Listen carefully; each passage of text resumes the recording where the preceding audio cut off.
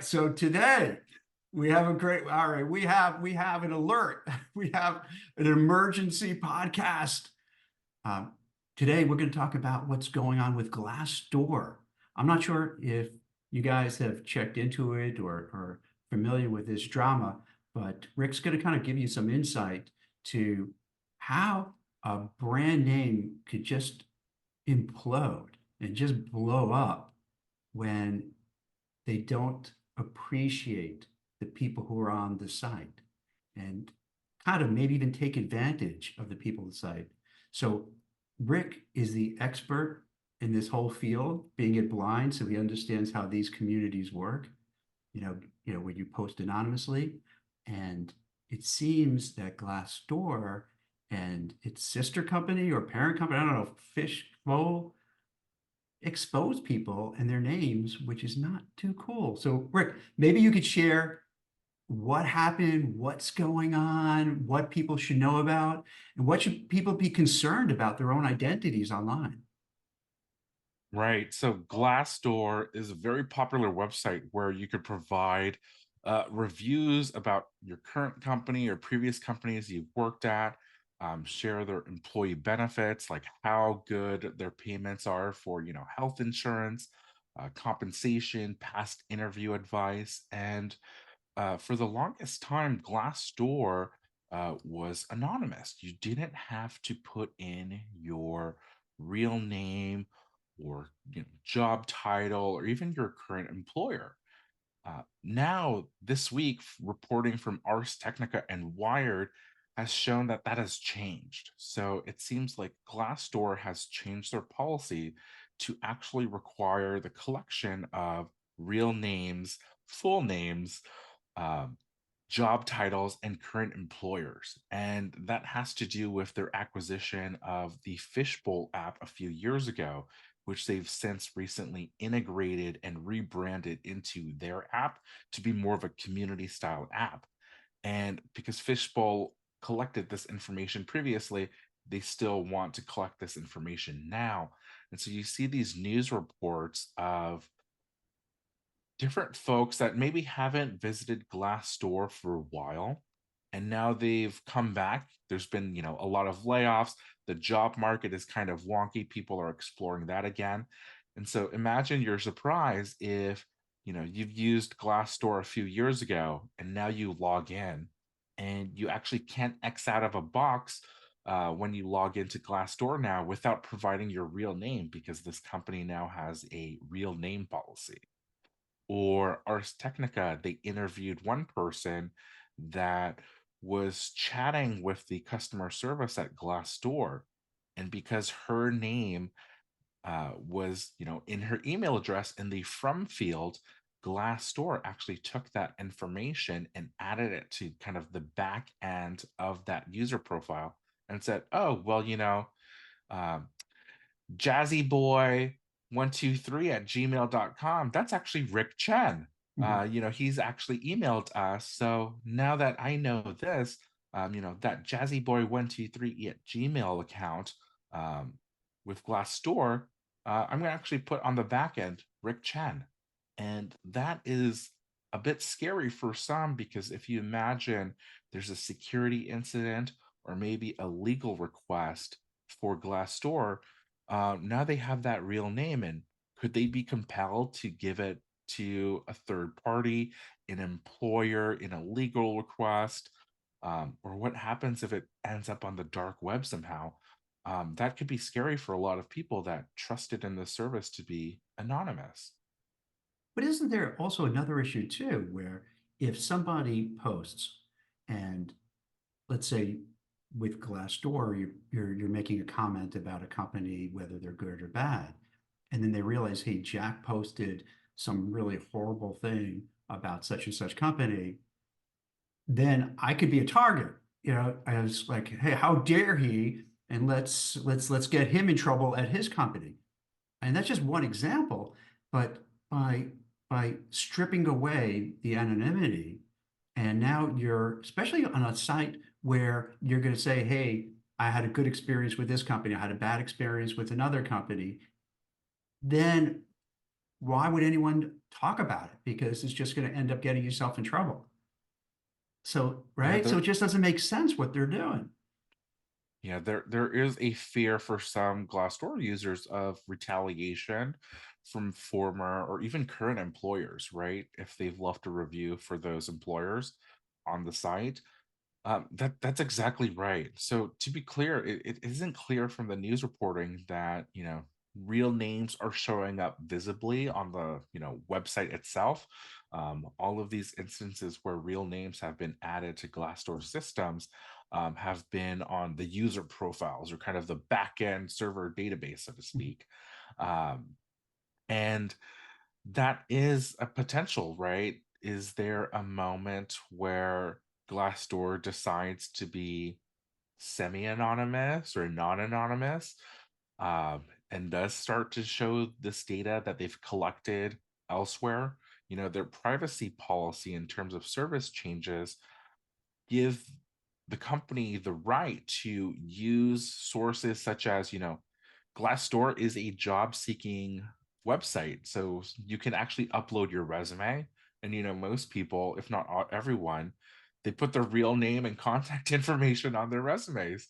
And so Glassdoor says, oh, well, we can use the name and that contact information in any data that you provide us, including resumes that you've uploaded. Well, that could harm a lot of job seekers and maybe lead them to retaliation or legal requests, um, and getting punished that way or found out that way. Um, and so it is scary for a lot of people. It seems like it's a disturbing new trend. Like, for instance, I don't know if you've noticed on LinkedIn, like quite often when I post something, they'll say, "Hey, do you want to verify your account? Do you want to verify your name?" Like, leave me the hell alone. Like, stop bothering me. Like, why are you being so like nosy? Like, why do you want to get more and more? It's enough that I post so much on the site that you have all my material, and like, you want more, you want more. And think about Nikki Haley. One of the things she was saying when in her stump speech, I think she stopped saying it because she probably got a lot of pushback, is that everybody on social media should have like a government approved, serious dude. I don't know if you're aware of this, a government approved whatever to show you're Rick Chen, I'm Jack Kelly, and so forth. It's like why are you being such Nazis? What's going on here? I mean, why do you have to? Because think about it. The only reason the government want to do that, or Glassdoor wants to do it because they want to have control, because they want to know like who you are, how they can track you down, how they can maybe have something over you. It's a little, and I don't want to get over my skis, but it is a little dystopian. It's why do you have to clamp down on everything? Why can't we just, if we want to be anonymous and we be on and talk about things honestly, let us do it. Stop nudging us, right? Stop annoying, stop bullying us to say, no, verify, verify, verify everything. Am I wrong? Am I crazy? Am I a conspiracy theorist guy? Or like, am I just a normal person saying, leave me alone?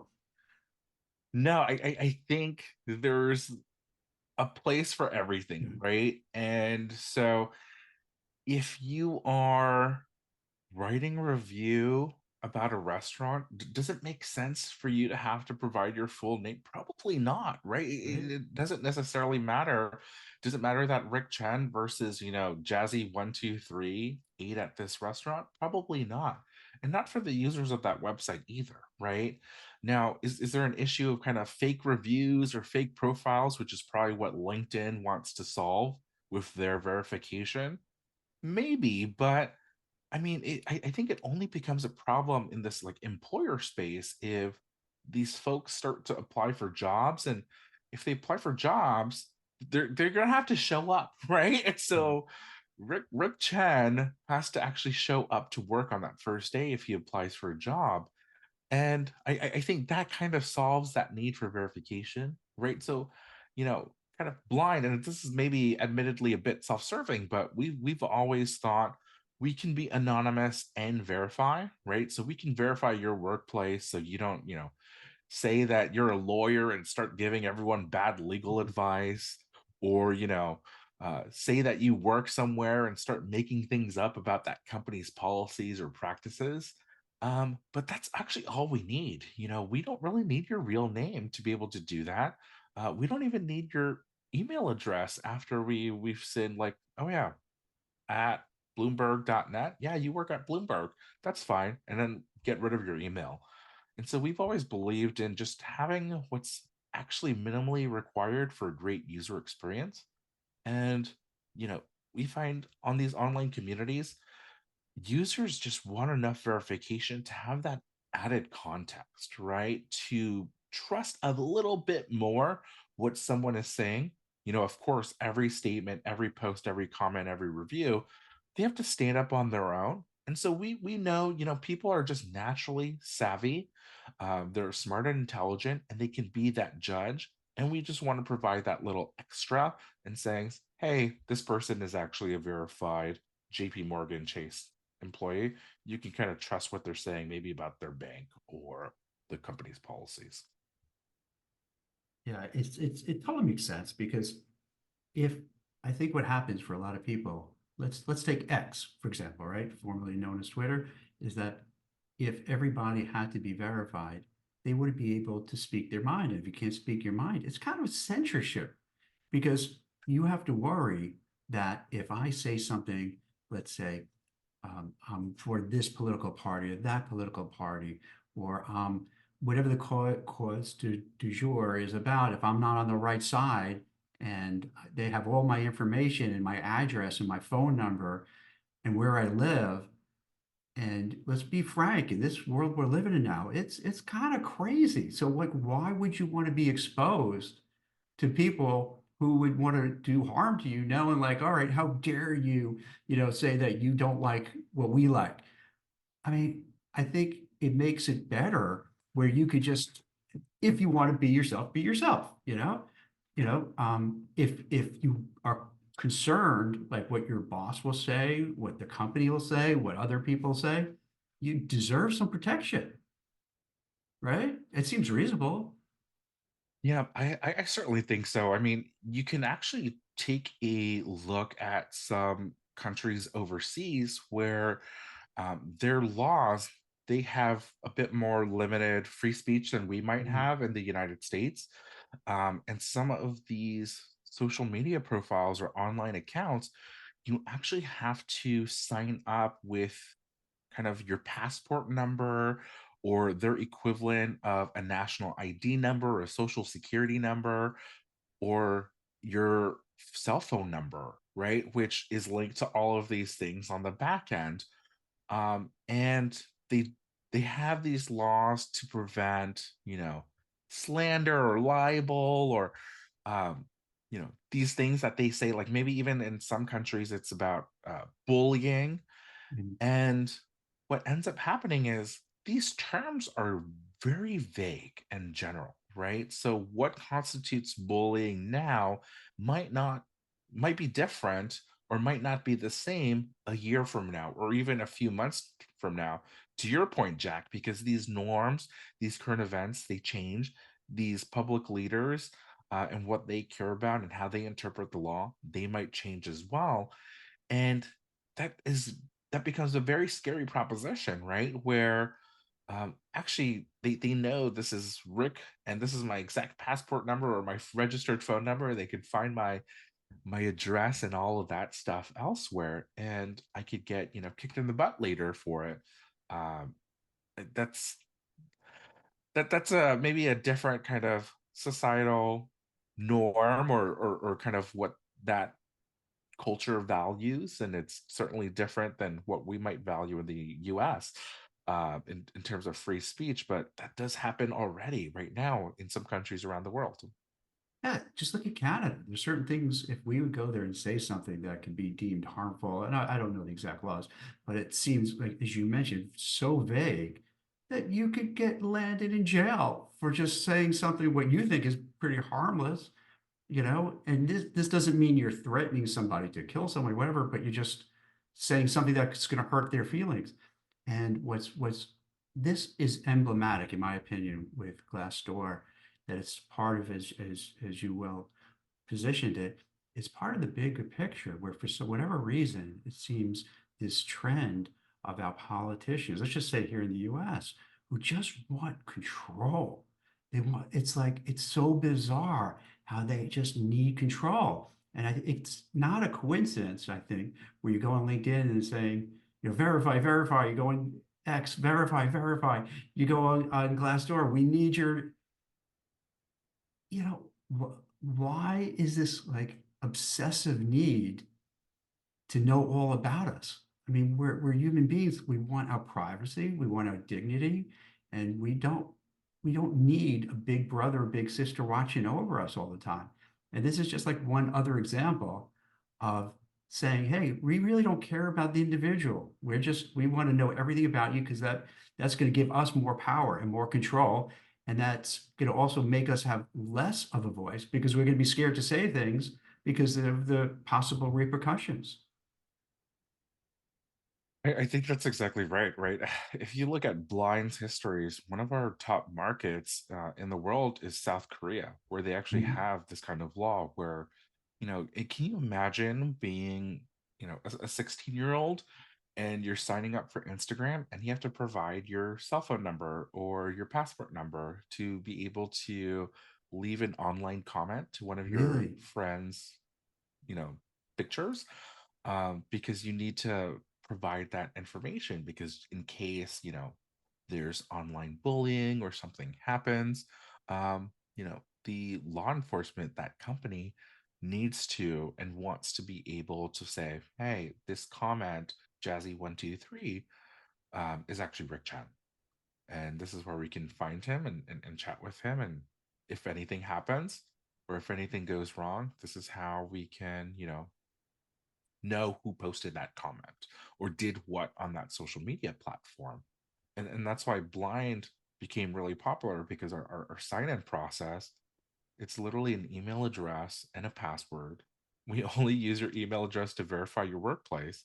And then after you've signed up, we actually don't store your email address, right? We never ask for your name, certainly no passport number, social security number, or anything like that. And so you imagine in Korea where you have that immediate feedback and see it in real time. Wow, this is a social media platform that doesn't ask for this information. It's completely anonymous, unlike, the other big boys there in Korea. Um, yeah, this is great, right? And because we can do that as an American company, and we have that ability and that kind of respect for free speech. Yeah, it's really wild. It does. One of the reasons why I was drawn to Blind because of the zeitgeist of what you have there, in that it's kind of more of a libertarian. I don't know if the founders kind of looked at it that way, but it does have that feel, this more libertarian type of mindset where, hey, just leave us alone. Let us do what we want to do, say what we want to say, do what we want to do, and we don't need you interfering and bothering us and like chastising, and let us just be on, say what we want to say. Clearly you don't want to say anything like, I'm going to kill you or do something crazy, of course not, but within reason. And then, to me too, think about this in a bigger picture. Sometimes you look at it and people could say, oh, big deal, Blind, what, I'm not like Glassdoor, so what, you know but think about how the government is trying to have, these, what is it, CBDC coins, where you would replace the dollar, but then it's kind of like they're trying to be a governmental Bitcoin kind of thing. But then think about it. Once you have to use, if this would ever come to be, and you would have to use whatever tokens, instead of the dollar, then they have everything they know about you. So now let's say there's no anonymity, and you say something that Joe Biden and his administration, or whoever the next president is, says something, you have to be fearful. Are they going to say, we're going to block you from buying this thing, whatever it might be, because you might do something dangerous with it. And so we're going to, debank you, or things of that nature. And I know people who are listening to this now will roll your eyes and say, oh, you're a conspiracy theory, you're crazy. I'm just, what happens if you look at the trends and how they go, you could spot where things are going. And if people don't stand up for themselves and say, wait a minute, we can't have this huge government. knowing everything about us, pulling all the strings, because then we're kind of helpless. And we have to fight back and have our, and have the ability to say what we want to say without being fearful of the repercussions. So it becomes to me a way larger issue, like a big issue that affects everybody. Like no one is immune from it. Everybody. So this is something that people should rally behind and say, hey, wait a minute, this, we should support places. And again, this is self-serving too, that are open, they're honest. You could talk freely. You could say what you want to say without any worries about retaliation. And that's a big thing because if you don't have it, it has a silence effect. It's a chilling effect. So then people aren't gonna. It's gonna be like, you know, the old Soviet Union. You can't say what you want to say, and you have to parrot the party lines. Otherwise, you're in big trouble. Yeah, I mean, I think one thing that I take pride in is that, nearly everyone has the ability to think critically, Mhm. and they exercise that function every single day. And so we actually don't need someone else, a governing agency Right. or whoever else to kind of do that for us, right? Or tell us how we should think about something. Where, in the end of the day, uh, speech, good speech just beats out bad speech, right? And so, I mean, if you look at blind, right, like we don't think that we really need to limit much kinds of speech, beyond the most obvious because it's a professional network, right? And so Glassdoor, maybe they should take a lesson, right? If someone is coming to your website to provide critical feedback or seek that critical feedback, anonymity is pretty important. And along the way, um, they forgot that part of their business or they forgot that part of their community that their users actually value that service. And if it's a professional service, you're really invested in the output, right? And so someone's not going to put in garbage because then they're going to get garbage out. And you magnify that by, thousands, hundreds of thousands, millions of visitors every single day. That crowdsourced model is actually mostly accurate and pretty, uh, works out pretty well. And so maybe Glassdoor, they kind of forgot that over time, our actual product is not really the employers that we're selling to, but we actually need the users, the community to feel trusted to participate so that we can actually have a business to then work with employers, right? It's almost like they forgot step A rather than wanting to just focus on kind of like the step B, the step C. They forgot that they everything builds on each other. I agree. It's so crazy because, I've been, I share kind of my macro view, but from the micro view, think about it. If let's say today I would go, whether it's blind or any other place, right? And I put down there that, hey, I think ABC Industries is horrible. I used to work there. The people are terrible. They did X, Y, and Z. The CEO is having an affair with his assistant and so forth, right? And let's say it's 100% true, right? All true. Yeah. And now when I look for another job and somebody from the HR department looks at my posting, they're going to say, I'm not going to hire this guy, Jack. Look what he said. So he's going to probably say the same thing about our company if he would, join us and then leave one day. So once again, it's that chilling effect that you really can't be open and honest because if you are open and honest and you want to find another job, that'll be held against you and I can tell you this from like just so much experience because what happens is that if somebody says something that kind of is deemed inappropriate and you're going to interview, they're going to look at your social media footprint. They're going to check out your background. They're going to see like, is this going to be a problem person? And then there'll be repercussions. You're not going to get the offer. You're not going to get the interview. No, that's exactly right. And these are kind of the communication silos that just naturally exist Yeah. among people, right? Like how many times at work when they send out an employee engagement survey, And then the company brags about the results saying like, oh, like 90% of people or 100% of people say this. And you kind of think critically and say, like, well, that can't be true, right? Like, every day at lunch we complain about this policy, yet Right. they've somehow read it in a way, or folks have answered in a way because they're scared of that repercussions from their manager or HR, who can probably kind of circle in and find out who you are. um that exercise doesn't become useful anymore.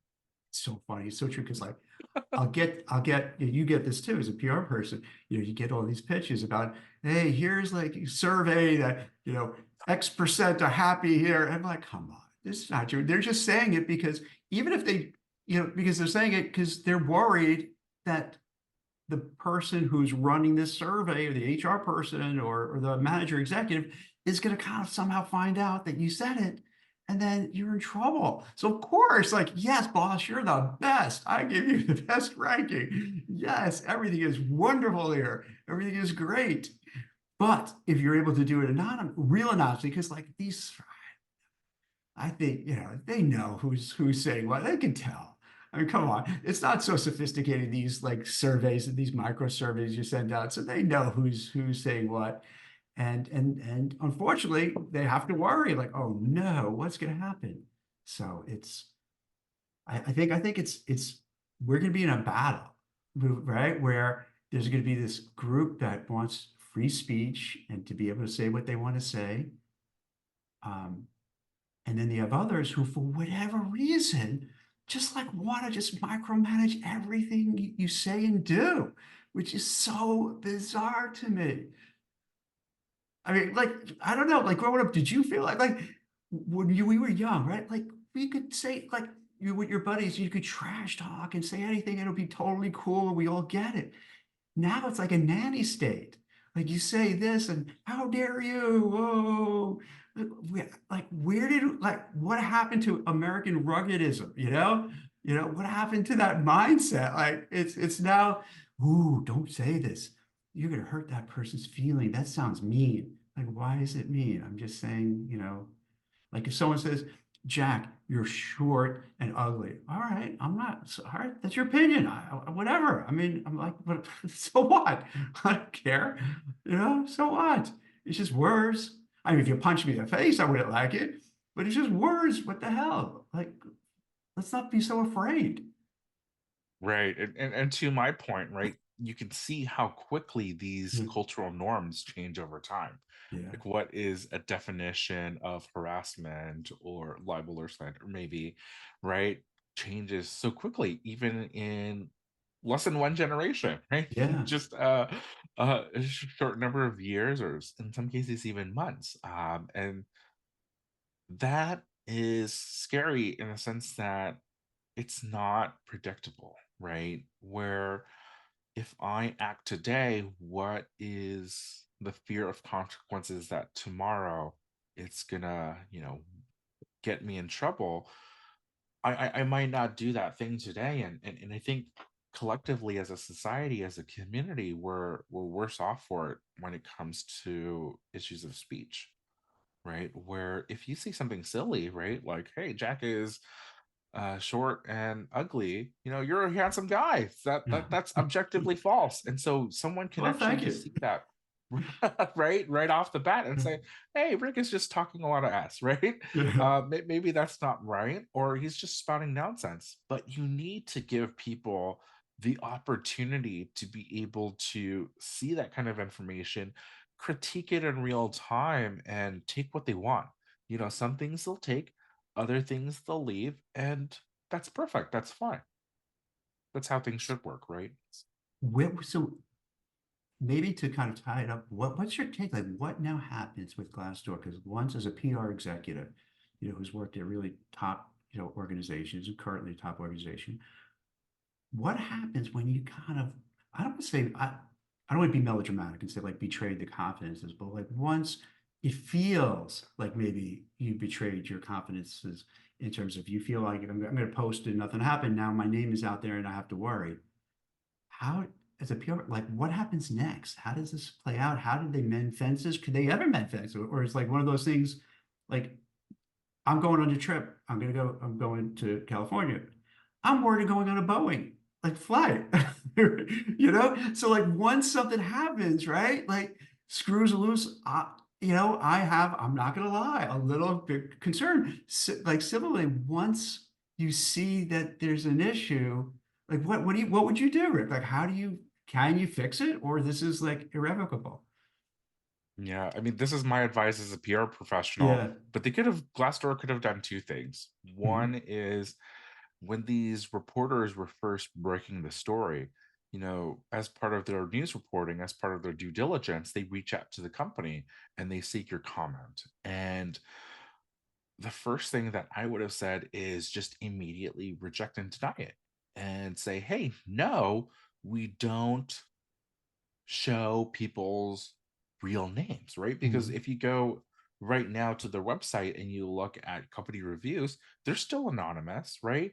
And that's really what the reporter in those situations, were really asking about. Um, sure, do our privacy policy, does it say that we collect real names in their incidents? Yes. But really, if you look at why the reporter is asking a question, it's about they want to see if we're protecting user identities, right? And what we're going to do with the real names. And so that's actually the first problem that you want to answer.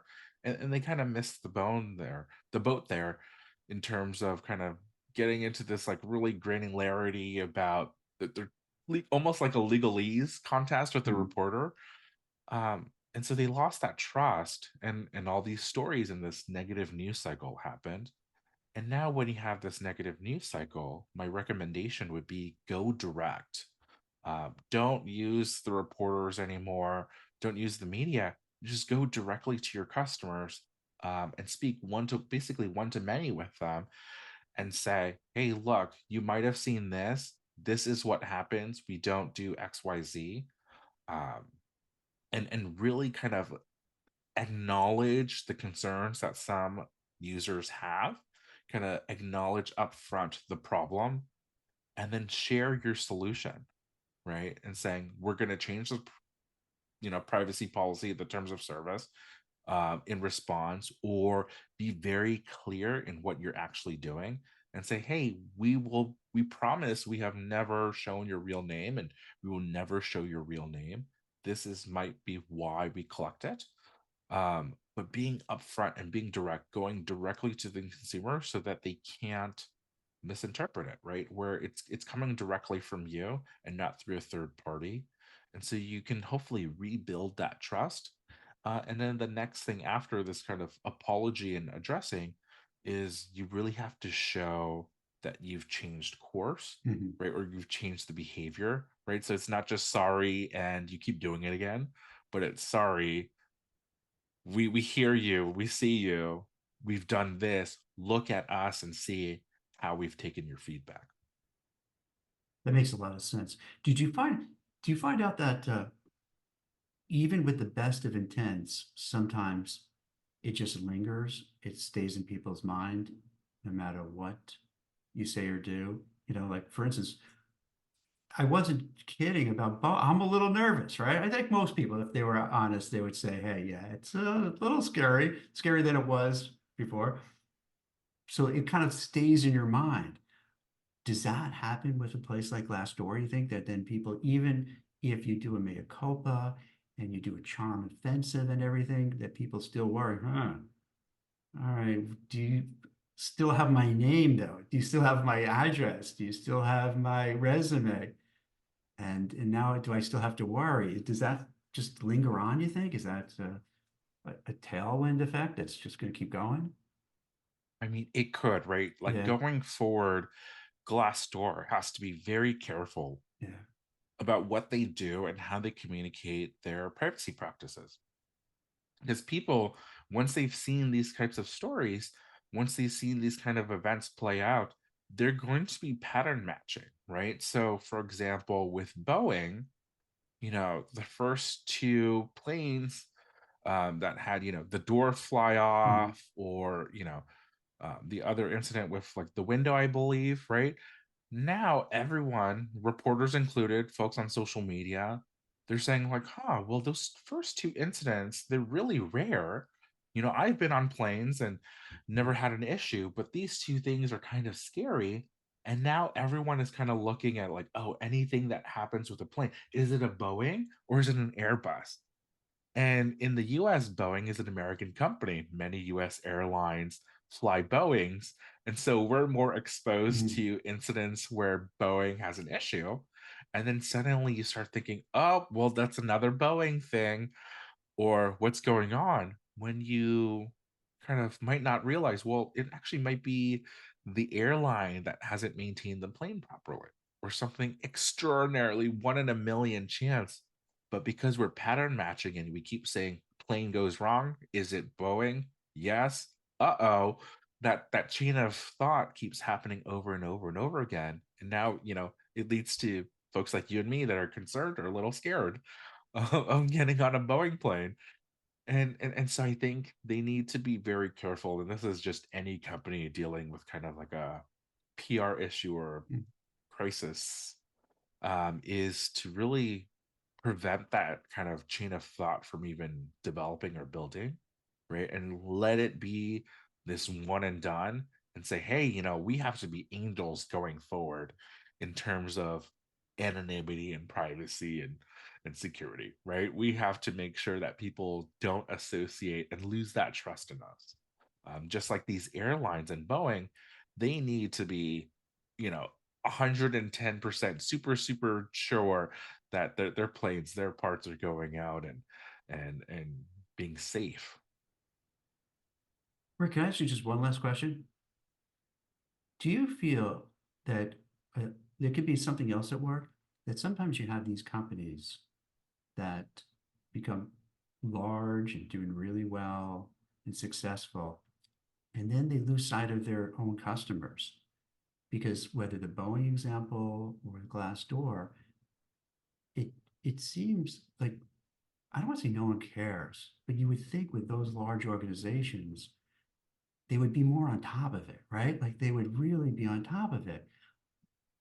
And you do see sometimes that they just lose sight of like, hey, we have either our passengers, customers, or we have the people who are users on like a Glassdoor. And is that a kind of a thing that just happens a lot? Where do you see that? And there's that disconnect. And sometimes you do need a blow up to make them realize, oh no, like we really dropped the ball. We got we got to get back to basics. I think that's exactly right. I think over time, especially as companies or even organizations get larger, Mhm. they start to think of their community, of their users, their customers. They take them for granted, right? Yeah. If you look at this Glassdoor incident, what really sparked um, this whole series of news reporting was there was a customer service inquiry, right? Where they hid behind legal language and hid Mhm. behind certain policies and stuck to their guns and said, oh, this is our policy. This is what we do. This is our policy. This is what we do. If you don't get it, I think the exact words in that inquiry that Ars Technica reported is, we consider this matter closed. Right? They literally said that to a user because, they just kept repeating themselves, and they didn't take a step back and have that empathy and say, what is this user? They might be asking this, but what are they actually concerned about? Oh, they're concerned about anonymity. They're concerned about the fear of retribution for contributions that they made on your site, on your company's platform. um, this is very serious for that person because, it's a matter of their well-being and living, right? Like literally, getting a job so that they can, live their life. I should maybe take it a bit more serious, or have some empathy, right? And address things perhaps upfront sooner, or, not use some canned language. But the person instead said, we consider this issue closed, and wouldn't respond to that person anymore. Well, that person decided to blog about their experience. and then it got picked up by a savvy reporter, and it turned into this negative news cycle. Mhm. Whereas if that person, maybe if you can't change something and you can just say, hey, I understand your concern, but I can tell you your real name doesn't show up on our website publicly. This is just, back end stuff, or maybe even deciding to make an exception and deleting it for that person, right? Or not collecting that email, that name from their email in the first place. Um, that little one thing that you could have done really could have prevented all of this. And I think many organizations think about, you know, banks and these super large organizations where these things happen all the time. And, you might be the teller and say, hey, I'm not going to let you withdraw $20 today. And it ends up being this whole ordeal. Like, sure, you're following the letter of the law and the policies, but is it the right thing to do? Maybe not.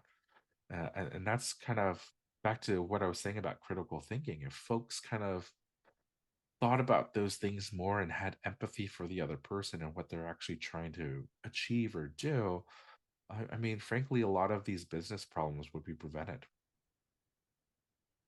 Can I just add this other, because as you're talking, I was thinking of what's going on with Apple right now, where they had the hubris to be like, hey, we're going to get like 30% of every time somebody has to pay, to pay a toll to do it. And now the DOJ is looking to. So they got, you know, so example, they just felt like, hey, we could do everything, anything we want. And then all of a sudden the government's like, what the heck is going on here? And we have to do something. And then similarly, when we talked about a couple of weeks ago about Google, where it seems that the people who are running the searches for AI to make photos, what have you, they just had their own agenda.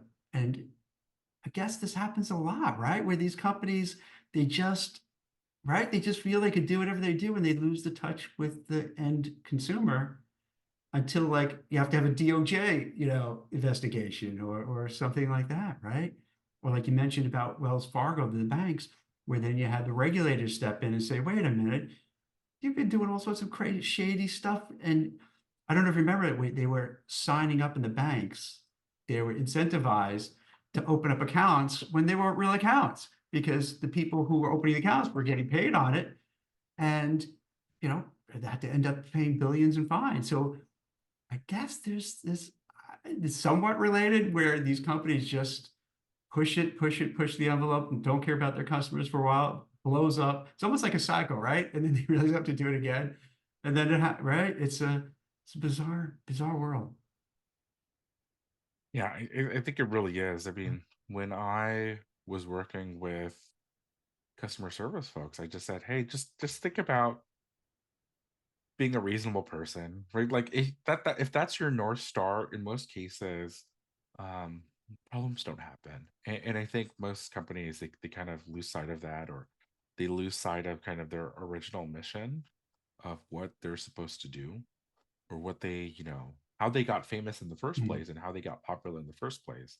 And I think sometimes that kind of reminder to return to the basics and not forget about the little people that brought you to where you are today, can serve companies and serve people a long way. Well, I appreciate walking everybody through what's going on because being in that world, from what you do, you have some really good, you have wonderful insights to how these community-based, marketplaces work and what goes well and what blows up. So this, I think, for a lot of people who may have kind of, how they see the headlines but don't know really what's going on, I think you gave a really great analysis about what's happening, and I think we also gave some color and texture to the bigger picture. So I hope the people who watch it will really get, really appreciate it and appreciate all your ideas and thoughts and walking through it. So thanks, Rick. This is pretty cool, man. I love when we have like, this sounds so bad, but like, this is great when you have like blow ups and these big issues. It gives us stuff to talk about, which is fun to discuss. And we can break it down and make it simple for folks Yeah, to really understand like what the heck is going yeah, on and getting exactly. behind those headlines. Excellent. Well, thanks a lot, buddy. This is great.